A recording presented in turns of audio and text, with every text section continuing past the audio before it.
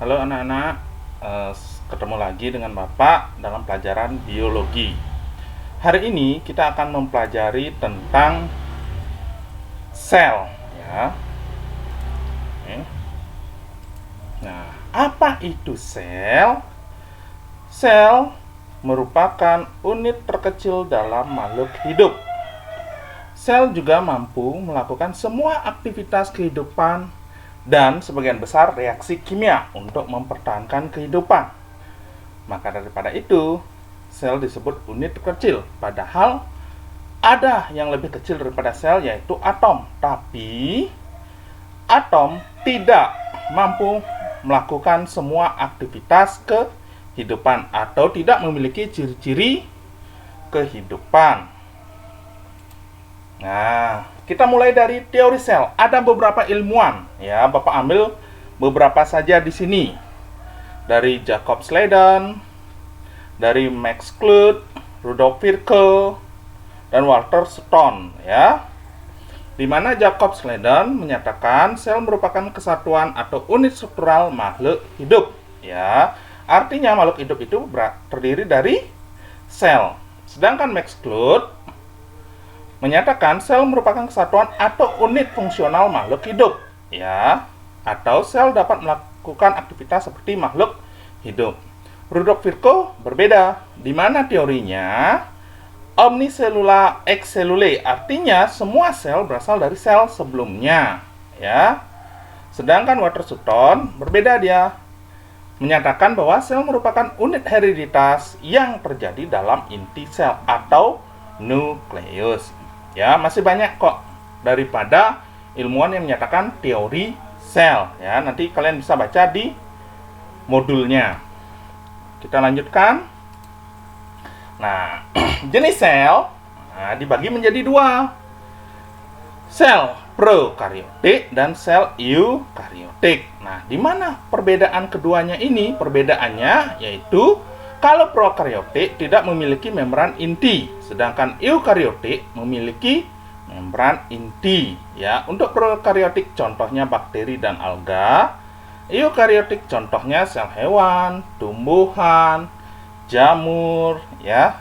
Jadi perbedaan mendasar yaitu ada tidaknya membran inti. Nah, kita lanjutkan ke struktur dan fungsi sel.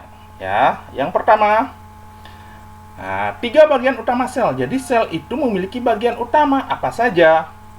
Membran sel, sitoplasma, inti sel. Ya, Bapak ulangi, membran sel, sitoplasma, inti sel. Nanti kita akan bahas satu per satu.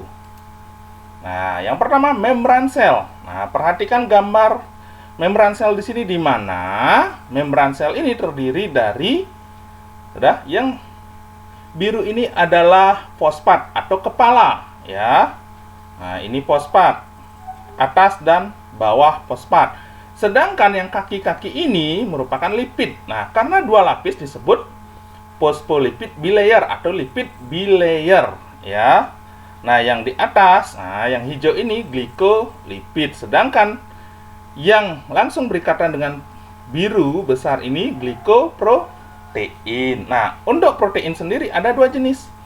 Protein integral, protein perifer. Jika dia tembus ya dari fosfat ke fosfat, ini disebut protein integral. Sedangkan jika dia hanya muncul setengahnya saja seperti ini tanpa menembus, protein perifer.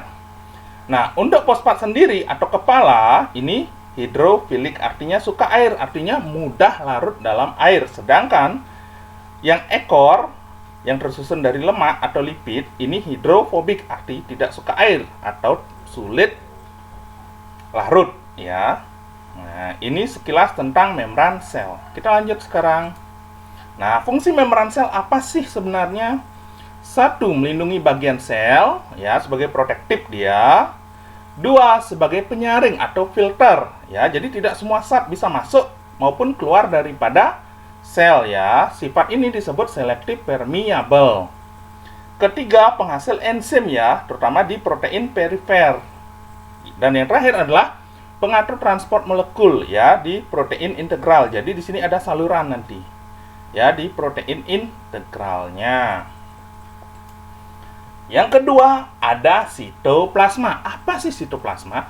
Sitoplasma merupakan cairan pada sel yang terbungkus pada membran. Artinya di dalam sel itu terdapat cairan ya. Cairan inilah yang disebut dengan sitoplasma.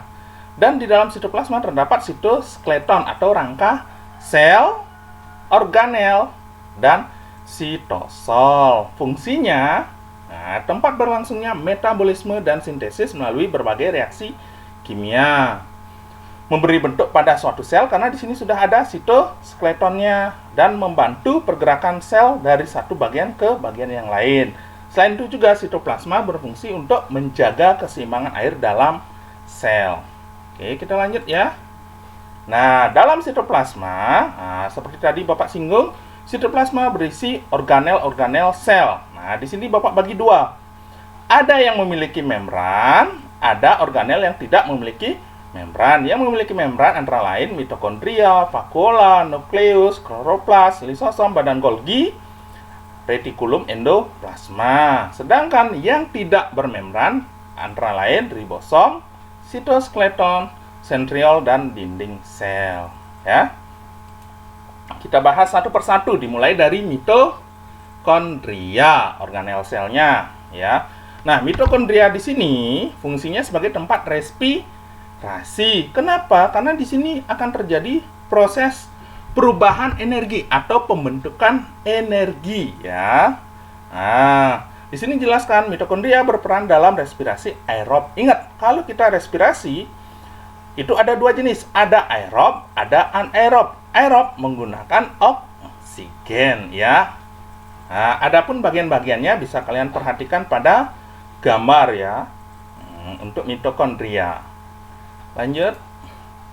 Fungsinya menghasilkan energi melalui proses respirasi aerob atau oksidatif dalam pembentukan ATP. ATP ini adalah energi ya, melalui proses siklus Krebs. Nanti kita jelaskan ya, apa sih itu siklus Krebs-nya. Yang kedua, mengatur aktivitas metabolisme dalam sel. Itu untuk mitokondria ya. Organel kedua, retikulum endoplasma. Nah, di sini ini yang disebut dengan bermembran ya. Jadi dia ada lipatan-lipatan seperti mitokondria tadi. Nah, untuk RE atau retikulum endoplasma biasa disebut dengan RE dibagi menjadi dua. Ada RE kasar, ada RE halus. Perbedaannya di mana? Kalau kasar dia ada ribosomnya, sedangkan halus tidak ada ribosom. Secara umum, fungsi RE yaitu sintesis lemak dan kolesterol, menambung protein yang akan dibawa ke badan Golgi, transportasi molekul, dan menetralkan racun ya, walaupun tidak 100% racun itu bisa dinetralkan. Yang ketiga, badan Golgi. Nah, badan Golgi berfungsi menerima protein yang disintesis oleh ribosom dan dari RE maupun dari ribosom yang lainnya ya, yang bebas ya. Badan Golgi tersusun atas sisterna atau kantung pipih berlapis, ini yang disebut dengan membran ya. Badan Golgi terdiri atas bagian cis, bagian penerima ya. Ini bagian cisnya. Ini sudah jelas digambar. Yang berhadapan dengan RE dan bagian yang berlawanan disebut trans. Nah, ini yang menjauhi RE ya. Ini cis, ini trans. Nah, adapun ya peran penting daripada badan Golgi, terutama dalam pembentukan enzim dan lisosom. Ingat, lisosom nanti kita jelaskan bahwa fungsinya adalah sebagai organ pencernaan dalam sel ya. Nah, bagaimana prosesnya? Nah, prosesnya yaitu satu, RE mentransport vesikal yang berisi protein dibawa ke badan Golgi. Nah, seperti ini. Ya, ini RE, dia membawa ya vesikal yang berisi protein ke badan Golgi. Nah, di dalam badan Golgi terjadi glikosilasi, yaitu protein direaksikan dengan gula membentuk glikoprotein yang akan dikirim ke luar sel. Nah, sudah tadi RE mengeluarkan vesikal, kemudian sini diolah, keluar dia.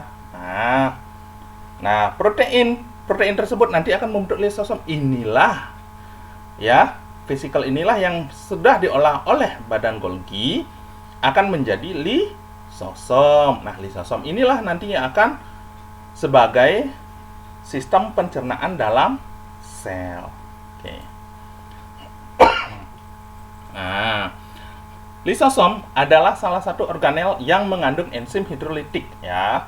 Enzimnya enzim hidrolitik, fungsinya untuk mengontrol pencernaan intraseluler, artinya pencernaan di dalam sel ya. Fungsi lisosom seperti tadi Bapak bilang sebagai pencernaan intrasel. Nah, untuk pencernaan ya ada tiga ya, ada autofagi, menghancurkan struktur yang tidak dikenaki, misalkan organel yang sudah tidak berfungsi. Jadi dalam sel itu ada organel-organel yang rusak, ya ini disebut dengan autofagi ya. Jadi dia yang menghancurkan biar tidak mengganggu sistem metabolisme dalam sel. Kedua, eksositosis, yaitu pembebasan enzim keluar sel. Jadi ini juga mengeluarkan dia. Dan terakhir, autolisis, penghancuran diri sel dengan membebaskan isi lisosom ke dalam sel. Ya, jadi kadang-kadang kalau dia memang sudah mati, dia akan menghancurkan dirinya sendiri. Selanjutnya, vakuola ya. Vakuola adalah organel yang ditemukan di sel hewan. Ingat, sel hewan bukan secara umum ya, tapi di protozoa. Terutama ditemukan di sel tumbuhan yang paling jelas ya. Nah, vakuola dibatasi selaput tipis yang disebut dengan tonoplas ya. Jadi ada selaput pelapisnya. Nah, apa sih kandungan dari vakuola? Vakuola lebih banyak mengandung air ya, berisi air yang mengandung molekul organik dan anorganik, salah satunya enzim. Oke, kita lanjut. Nah, vakuola ada dua jenis ya, terutama pada protozoa. Ada vakuola kontraktil, ada vakuola makanan. Kalau kontraktil mengatur tekanan osmotik dalam sel, jadi mengatur kondisi keadaan air dalam sel, apakah lebih banyak atau lebih sedikit agar sel itu tidak hancur. Sedangkan kalau vakuola makanan berfungsi untuk mencerna dan mengedarkan hasil makanan. Ya, ini dalam protozoa ya. Jadi sel yang mirip hewan ya, bukan sel hewan. Bedakan. Nah, sedangkan kalau pada vakuola pada sel tumbuhan ini memiliki beberapa fungsi ya. Yang pertama, mengatur tekanan osmotik. Kedua, tempat penyimpanan cadangan makanan. Ketiga, penimbunan sisa metabolisme ya. Keempat, ada juga yang memberikan pigmen ya. Nah, kelima, ada juga yang mengandung enzim hidrolitik ya. Keenam, sebagai tempat penimbunan sisa metabolisme dan metabolik sekunder. Nah, ini fungsi daripada vakuola pada sel tumbuhan ya. Oke, kita lanjut. Nah, kloroplas, organel selanjutnya ya. Ingat, kloroplas hanya terdapat pada sel tumbuhan ya. Karena dia yang memberikan warna hijau ya, karena dia memiliki klorofil. Adapun struktur kloroplas yakni dia memiliki dua buah membran ya. Nah, membran dalam, membran luar. Nah, ini sifatnya selektif permeable ya. Kemudian ada juga memiliki stroma. Nah, stroma ini nanti terjadinya reaksi gelap. Ada juga tilakoid. Satu keping ini disebut dengan tilakoid. Tilakoid disebut granum atau grana ya. Disinilah terjadi reaksi fotosintesis. Nah, ya seperti tadi Pak bilang, reaksi fotosintesis itu ada dua jenis.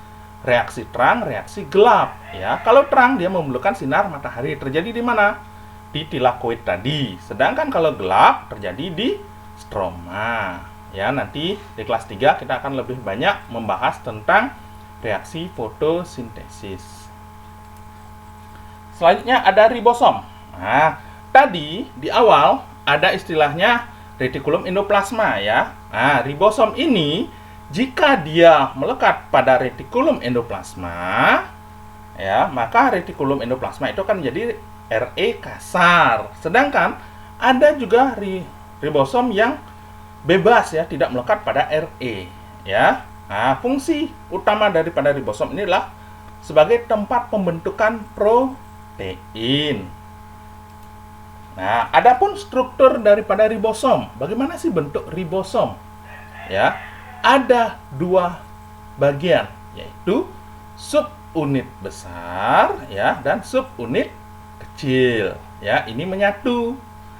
Ya, di mana subunit besar berfungsi sebagai tempat ikatan baru protein yang sudah dibuat, ya. Sedangkan subunit kecil tempat rantai-rantai mRNA. Nanti kita lebih banyak di kelas 12 nanti.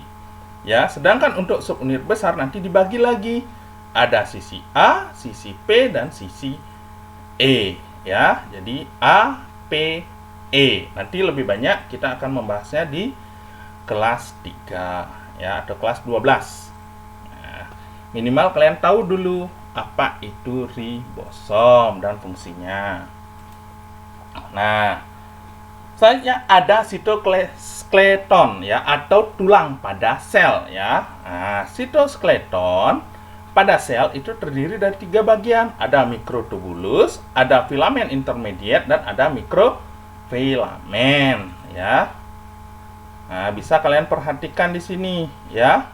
Mikrotubulus, filamen ya sama mikrofilamen ya di gambar ini ya. Fungsi apa sih fungsi dari sitoskeleton? Fungsinya sebagai kerangka sel, artinya pemberi bentuk pada sel.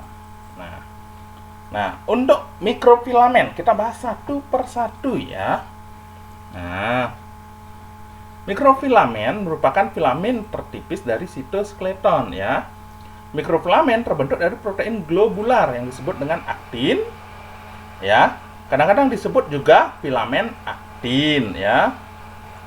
Nah, aktin berfungsi membentuk permukaan daripada sel ya. Adapun fungsi daripada mikrofilamen yaitu menahan tegangan, mempertahankan bentuk sel, siklosis atau pergerakan komponen sitoplasma di dalam sel. Jadi itulah yang disebut dengan mikrofilamen ya.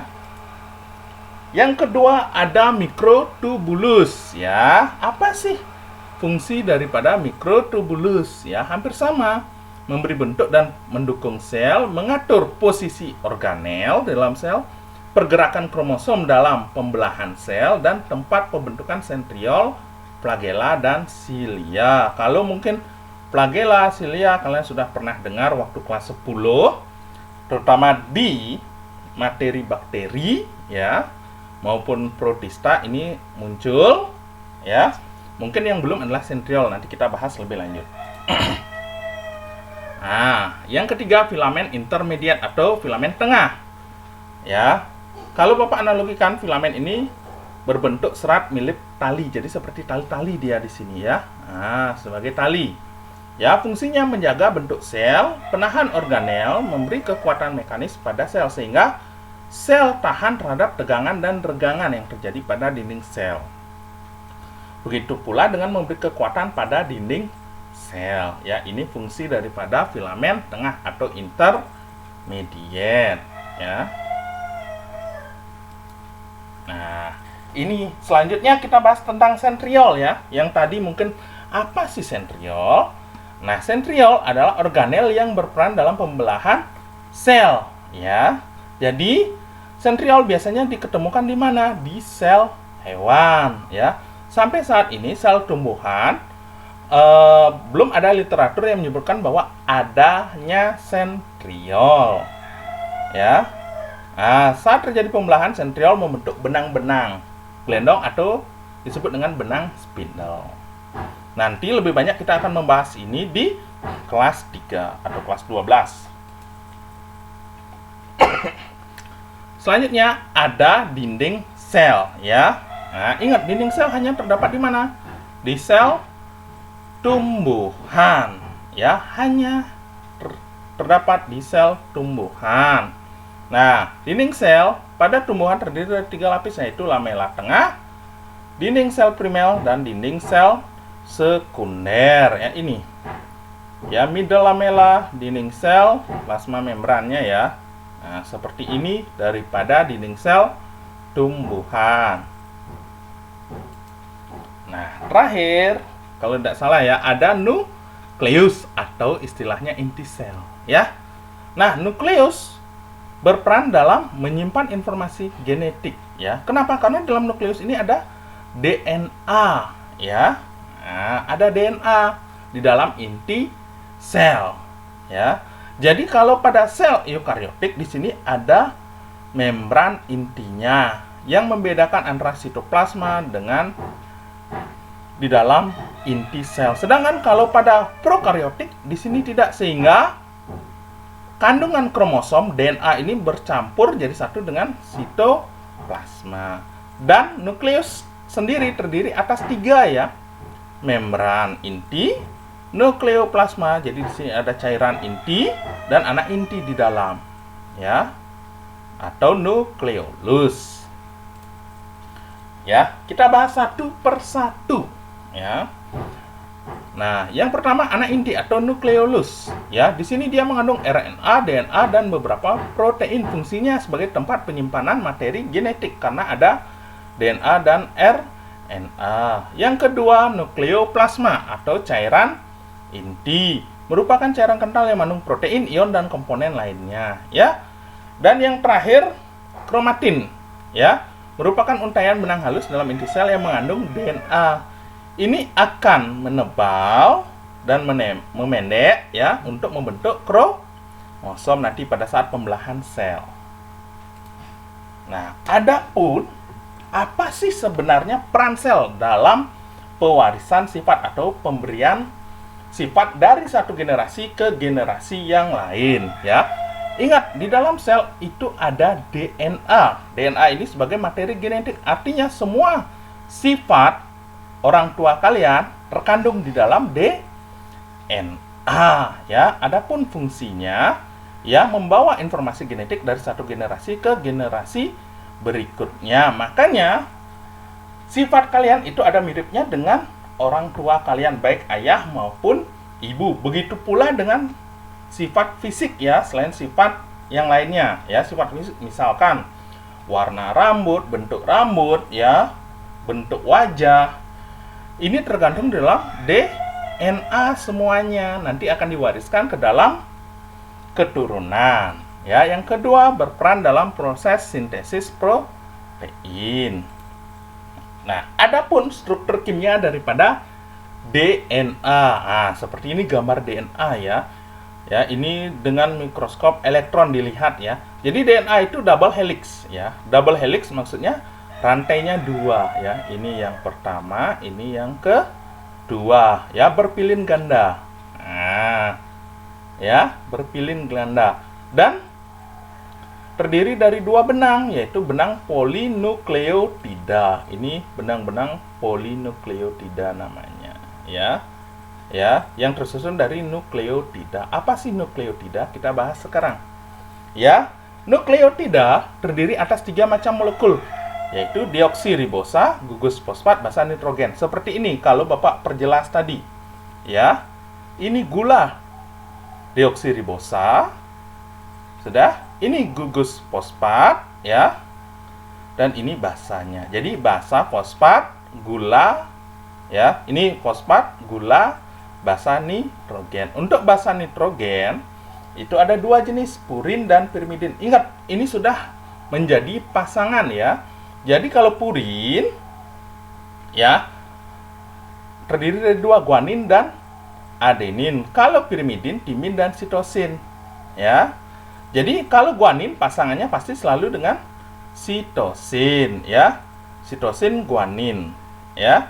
Timin adenin, ya. Timin adenin. Selalu seperti itu, ya. Tidak pernah guanin dengan timin, tidak pernah. Jarang terjadi. Jika terjadi seperti itu, maka tubuh kita akan mengalami gangguan, ya.